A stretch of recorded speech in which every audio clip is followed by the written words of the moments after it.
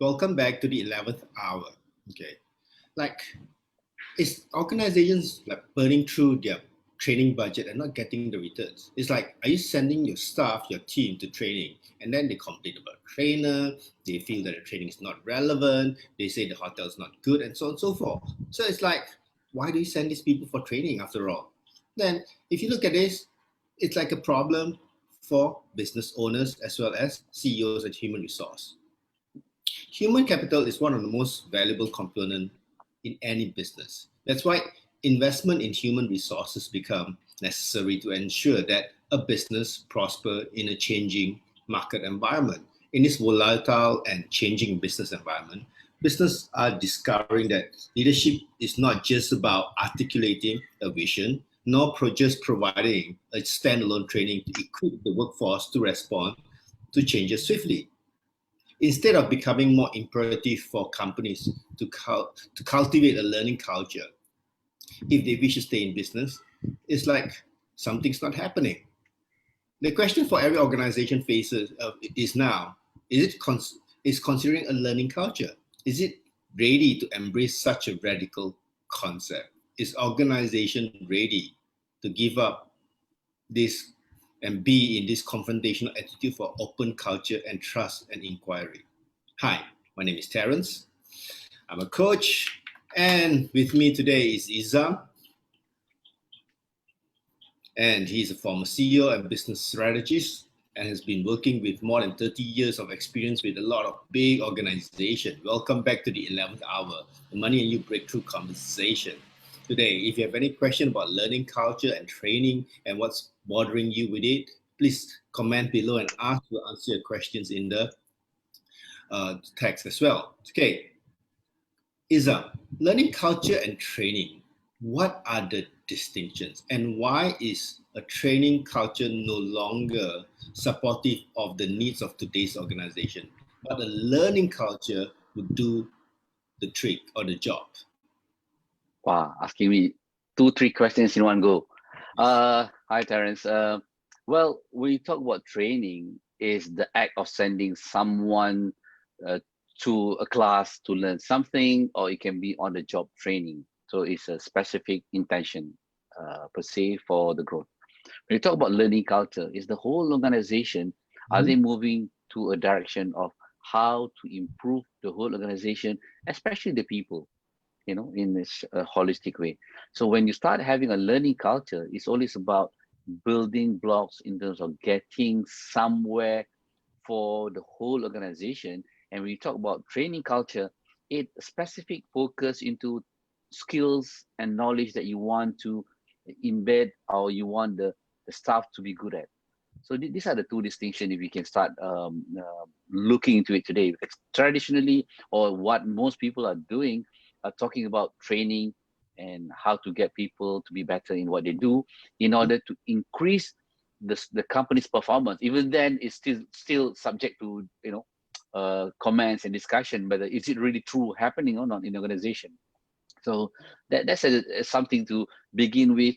And for those listening and those watching this, if you're running an organization, what kind of learning culture you have at the moment, and what kind of training culture you are implementing or doing within the organization now, and is it useful? Is it meaningful? Is it taking you places in terms of increasing your performance in your organization? So this is something to think and ponder, because when you talk about training, it's always training budget. Terence talked about the pain, about organizing, and there's a lot of complaints about participants when they go for trainings. What I have is a bigger picture than that. You allocate, or companies allocate, a certain budget for training, and looking at the training need analysis, there's a lot of judgment there. There's no real scientific thinking in terms of what do you want for your organization in the future. Therefore, you are inculcating the learning now so that it will be useful for you, whether it's now or in the future. So there's a lot of distinctions. When you spend your money, it's just not about sending people out and coming back to implement directly. Even then, there's only so much you can learn and implement. We learn about maybe 10% what they learn, they start knowing it. If you don't apply it, it's gone. So there's a lot of research on that. So there's a lot to take on, Terence. But the essence of it, are you doing the right thing, getting your company to a place where you want it to be? So are you spending the money to get the results that you want? So Terence, what's your take on that? What's my take is like how you say it is like, okay, I spend money sending them to go out to learn to do a skill for the present job. And when they go out and learn, they can only do 10% of what they learn and the rest goes to waste. Then my question is like, why do I send them then for training? There's almost no point. And then, like you say, if I'm if like the current environment is programmed that someone say that okay, now is the best time, or this is the how we need to do training. We need to plan the training for everyone. Everyone needs to go training. It's like the KPI is to train, but for what? What purpose? Do they want to be trained? Is the question. Are they being trained on the information and the skill they want to, or they are just being trained on something someone assigned? You can only do these three things. You want it or not? No, then you can't go. You can only do these three because this is within your job scope. So if they don't want to learn, but that's the only choice, and they need to attend, they will go to something that they refuse to really don't want to learn, but just do it because it's kind of like on their KPI or balance scorecard or whatever. And this is kind of like a big problem to me in the sense that therefore you get people that's reluctant to learn to attend training. And that's kind of where resources are spent on organization.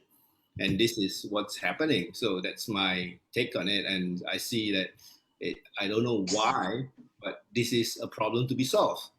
So how do you intend to solve this, Izam? Well, what I did before, I stand in front of the room in a management meeting or in the town hall. I do some teaching as well, and there's a few elements that you need to look at when you want to have a learning culture. You got to see the whole organization. You have to look department and department by department, what are their needs in terms of growing to the level that you want to be. So when I was setting up before, I look at 1 year plan, I look at a 3 year and a 5 year plan. What kind of team do I want with me? So what kind of learnings I want them to have, especially when you are in an organization where it's already running for 15, 20, 30, 40 years. So everybody is good at what they do, or Mm-hmm. they're already used to doing what they do. So what else? Well, what is there else to learn?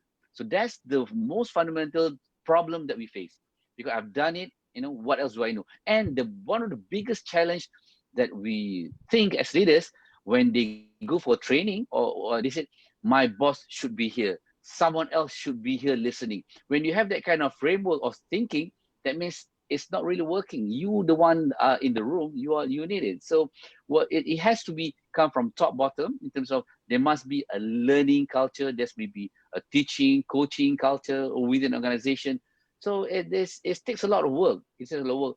The fundamental thing is what result that you want. Sometimes we use trainers, we send a team to programs in order to do the job that we are not willing to do.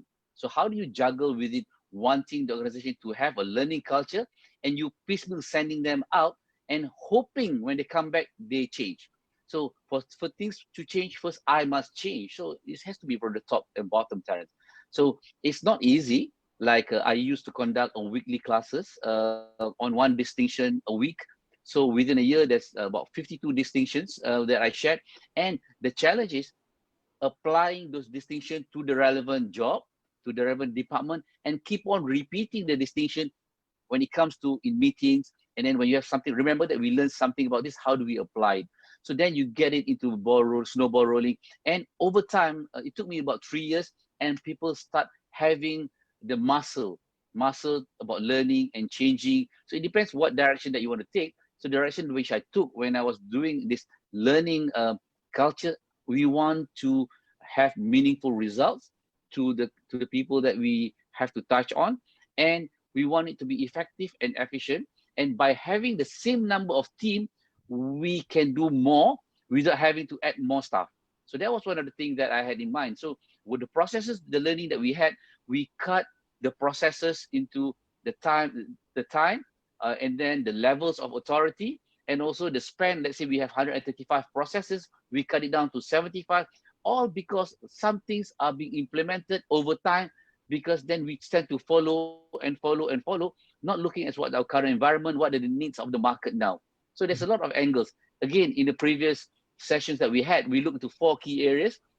That's people, process, structure, and technology. So when you look into learnings on all these 4 things, you will see areas of improvement, what kind of learning culture that you want within your organization, and it will take you places. So this other thing has been tested and is done. It's not just that. If you read a lot of literature, there are organizations that have done this and transformed. One of the famous one, if you read GE, so GE has done it, and then Unilever has done it, and then there are some local examples as well. So these are the things that what's required to, especially in this current crisis environment. What are the new learnings? Knowing the new reality, you got to behave in the new normal. So those learnings are very pertinent and important now than before, Terence. Yeah, you said learning is important, but like you also mentioned something that is, I think, worth to be mentioned. It's like in most training, some people say that, yeah, my CEO should be here. Like you said so. How come? Why would the team says that my CEO should be here? Why do you think they say that? Because it's not just you. Because I heard it from many organizations, many people when I train organizations. My CEO should be here. Well, that's true. We learn from the program Money and You. There's you have excuses, you justify, and then you labeling. So when you are in the room, the thing that you should put in the cap that you should put in when you are in the room is, what can I learn here? How much can I learn? We know there's 3 things you can learn, whether you learn skills, you learn about knowledge about the thing that you are learning, or about aptitude, about who you are being. So if you complain someone else should be in the room, you are the very right person to be there. It's not the person, someone else, because you are in the room. So how do you make most out of it? And we learn from Money and You as well. For things to change, first I must change. So you being there, so what distinction can you get when you apply, and then people around you shift because of you changing you in the process of changing. So when you start having conversation where someone else should be there, you are at the right place, but you are the one should be learning. So these are the distinction. And another thing I would like to add, typically in organizations, we do a training budget, we do a training analysis, and then we put a KPI for staff. Say, for example, on average, we need to send a person for 16 hours, for example, 16 hours training per year. And then you do a general budget, and then you put a certain budget, say 1,500 to 2,000 per person. You come up with a training budget. And then you try to match the budget against the programs available, and you keep sending people. So don't make the mistake about processing people to go for programs like in a factory. So the real intention is finding the right program and getting the right distinction that you want to take your company forward. Typically, possibly, maybe the numbers is low in terms of success, but these are the very thing you need to look at. Because these are the major things where training budget are being spent, people are going for trainings, people complain and come back. There's not much learnings within organizations in terms of where you want to go, because there's no real measurement and people look into it. HR practitioner possibly doing the execution process of getting people to program. The real monitoring has to be done by the team or the people involved within the particular department or project. So that's quite a challenge in terms of wanting to implement, Terence.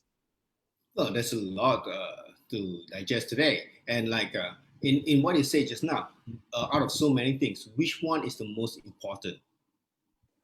Well, one important thing, you must know where you want to go, what skill, knowledge, or aptitude you require to match your purpose and the value that you have in your organization. Especially in this crisis, what do you want to take you forward? So, as an example, in this current crisis, we talk about say being agile, for example, being agile within an organization. So it's such a big word now, and people are talking about it. Or build a lifeboat business. We need to build a lifeboat business. Then they talk to business development. So it's so big a jargon. So start looking into it in more detail. What does it mean to you? What do we need to send the team, or what do we need to learn from here? So that's in essence. Then only you find the training provider, or then you see what kind of in-house project that you can have for people having the right learning. So with that intention, the end game in mind, and when you start walking backwards, and you then know we have a gap here. This is where we want to go. This is our team present state. This is the gap. So we got to work on our gap. We do not have the skill. We can learn this from somewhere. Whether you go for webinar or you send people on calling expert to teach you. So there are various things that you can do. So what seed are you planting now to get you where you want to go? So it's a very pertinent question, Terence. It's key to know what you want rather than sending people for programs. Currently, typically off the cuff, I can think, okay, we should send our team to digital classes, go for Zoom classes, go for this class. It's all digital in nature. Or how to be agile, send for program. There are hundreds of programs on the internet on that. So is that true to your business? And even if so, which part of that distinction which you want to apply in where you're heading? So that enable you to be able to sustain and also to have a lifeboat kind of business. So that distinction is important, Terence. Yeah, and in saying all this as well, there's one thing that seems to stand out in my listening is you also it's like in all these things, the most important person in the equation is actually at the top, and the learning culture would start from the CEO itself. And if the CEO is not open to that, then what's the challenges? Because you say that the team wants to learn, but the CEO is not interested to learn, and that is the gist of it. And as you say, as you at the bottom, how do you want to shift the person at the top? Well, that's a very big question. So I face that at work. Like if Izam's not changing, why do we want to change? Or if Izam is changing, why do we have to follow? So it's a common conversation. Yes. One, the leader wants to change, the team are not following. One, the team wants to change, the leaders are staying put. So yeah, it's a lively conversation, Terence. It's happening. Now, the key essence that we learn from Money and You, for things to change, first I must change. When you take the first step into wanting to change, so the environment, the thing evolve, it will change. So if you start giving excuses, justify and lay blame, it will not happen. Change comes from whoever have the clarity, have the what do you call that? The insight of wanting to change. It doesn't have to be a person at the top or head of department or certain person. It just take one person having that clarity that they want to change. Start with that change. If you start with that change, slowly it will simmer, precession will happen, and the synergy will happen. If you want to change, you wait for somebody else to change, either staff to change or boss to change, organization is not going anywhere. So you got to relook at your organization then. So if you want your team to change, so Terence, you want to say something? Yes, you said change. Then the question is like, okay, what do I change first? Okay, that's why we talk this conversation. We talk about learning culture. So now the first thing you need to change is we are in crisis at the moment. COVID is a storm. It's happening. When it comes to learning culture, what do you need to learn for your team, for your organization or your team to be at the next level?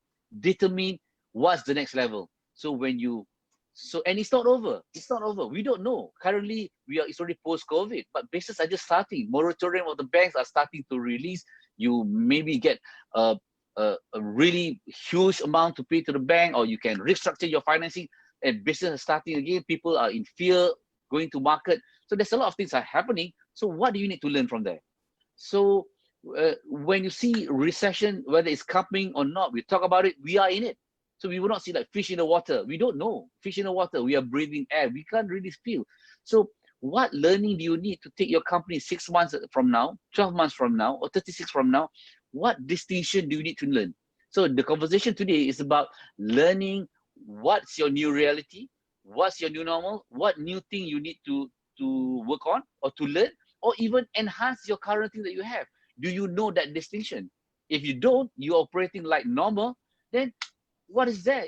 Like we learn, if you do the same thing and you want different result, will it happen? So this is something for us to think, because learning culture has to be embedded now more than ever, because everybody's starting at the new level playing field. we are no longer in a situation where we can follow the past. So it doesn't represent the future. Even we predict the future, it's not necessarily true. We're going to that direction. So learning happens every day, every month. Even if you have a template about learning, you know, when you have the template, so this is what we need to learn now. Maybe in a week, a month or so, it has to change because you get real feedback from the market.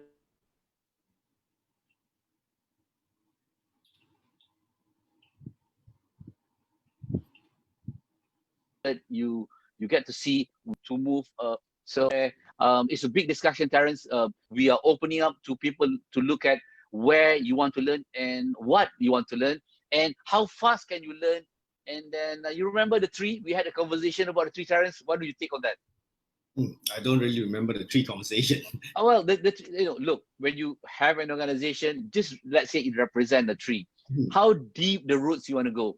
So the stronger the fundamentals of the learning, the stronger the culture will be. So as the tree grow, if the branch